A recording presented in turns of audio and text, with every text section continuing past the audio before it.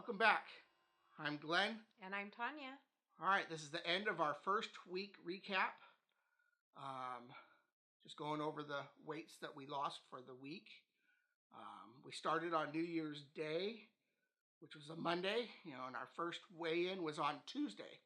I lost 1.8 on that day, followed by a 5.2, then a 2.6, another 2.2, and to end the week, I had a 1.0 for the total of 12.8 pounds for the week. I'm jealous. So my Tuesday was 2 pounds. I did not weigh in on Wednesday. My Thursday, I lost 3.8 pounds, and I did not lose anything the next 2 days. So that brought me to a 5.8 weight loss. Overall, we did okay. We had to make adjustments. Obviously, we've gone back to eating. I found myself, when we started the whole thing, for me, it's really funny because it's so much easier to not eat. I found that I wasn't being triggered by anything. As I went through the week, it wasn't horribly bad. But when you do start eating, you start to want to go back into your old habits, which is to eat more than you should be, because obviously you like eating. And I find myself, wanting stuff. I've been, holding myself back, and just not eating the levels that, I would normally eat, which is why I lost weight throughout the week. It's not horribly bad or anything, but it's definitely different for me. And as for me, it is back to normal, but unfortunately, I am a little disappointed that the fasting didn't work for me, because as Glenn said, I was really surprised, being a foodie, that it really wasn't that bad the first 2 days, and it was kind of surprising what happened to me, but I guess I can't handle it. I will be making a doctor's appointment and just see, what's going on. There may have been an underlying problem going on with me. Hopefully not. Hopefully everything's fine and everything's just readjusting. I'm feeling pretty good. I have little feelings a little bit, but probably Glenn and I talked about it, hypersensitive now. So now that you are aware that something happened, it makes you think about every little thing. It's like, I know, my shoulder itches. Oh, I'm feeling this. Is that something? I'm feeling, yeah. But as you can see, I started at 165.8, and I was 160.0 for 2 days. So, I'm very, actually, I wanted to say I'm very good at maintaining, but really I'm not, because I used to say that, since I've lost weight in the last 3 years, that my range was between 153 and 169 pounds. No, there's no range like that. When I start going in the upper 160s, that's a gain. I haven't seen 163 for eons. I don't even think I saw 156 since, I don't know, the beginning of last year sometime. So actually, I am proud of myself, even though, I'm kind of joking about the maintenance. One thing that I've learned about myself is I want the calories in the afternoon dinner time instead of in the morning when I'm working. So what I do is I have a protein shake, and I've been sticking to that, which is only like 315 calories. And then I can allow myself like 800 calories in the afternoon, which sounds like a lot, but I basically have 315 calories in the morning, 400 total on my 2 breaks at work, a total of 400 calories. So that's 715 calories.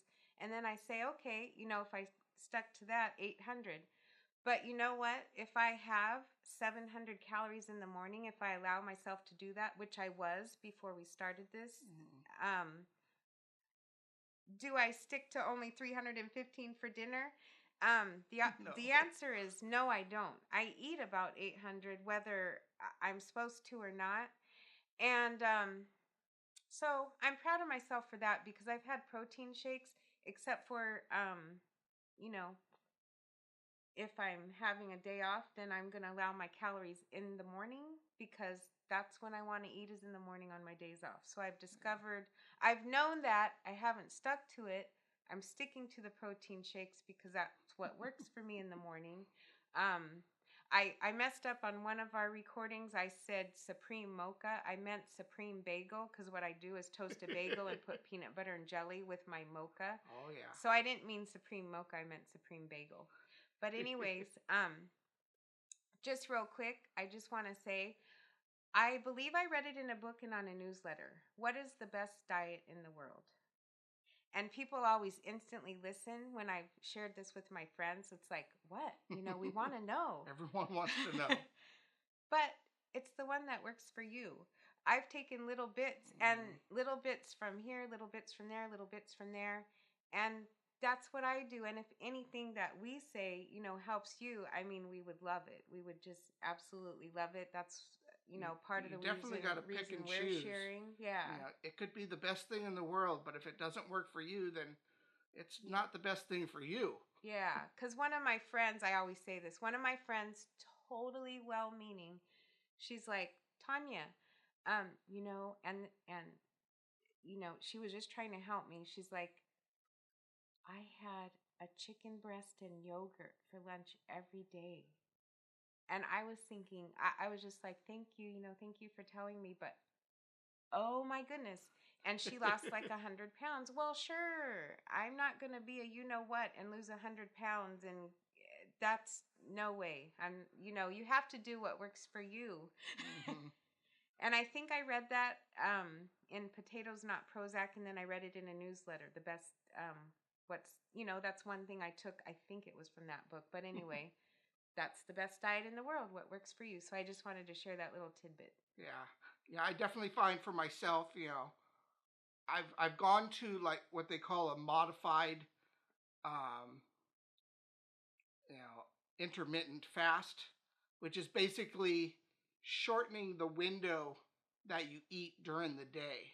So instead of eating from when you wake up to when you go to bed, like don't eat for a little while, and then have a little meal, and then a little meal later, and you shorten it, and then it stretches your fasting period because everybody fasts every night, and then when you wake up, that's your breakfast, your break fast, So if I don't eat all those calories in the morning when really I don't really care for breakfast too much, so if I skip those calories there, that saves me for later because just like Tanya, just because I ate in the morning doesn't mean I'm not going to eat the same amount at nighttime. Whether I ate or not, I'm going to probably eat roughly around the same amount. So if I saved 500 calories that I didn't eat in the morning, 400, 300, whatever it is, those are just calories saved that could be towards losing weight, for myself. Mm-hmm. So, but anyhow, well, that was our week. We'll see how we do next week. You just got to keep pushing forward and keep going. And I'm going to add in exercise. My goal is 3 days next week, November and December. I kind of just stopped exercising. And since I think I'm, feeling better now, I'm going to add that in. So hopefully even though I say 1,500 calories, I should stick to, I've been eating about 1,800, 2,000. I got to stop a little on, I really did pretty good. I get into the chocolate bag a little bit. But yeah, so that's my goal this week. Yeah, my goal is to just have progress. Even if you lose 1 pound a week, 52 weeks a year, that's 52 pounds. It's not super impressive to say, oh, all week I only lost 1 pound. But if you add it up over time, it will make a difference. He has a lot of pressure on him because he lost 12 this week. Yeah, I got to keep going. But obviously, when you're my size, even cutting back, a little bit of calories allows you to lose weight.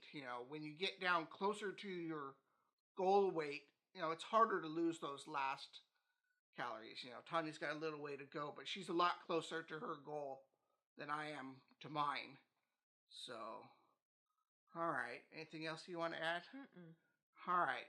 Well, if we learn anything, we'll share with you. But we're just going to keep going, and we'll see you next week and let you know how we did. See ya. See ya.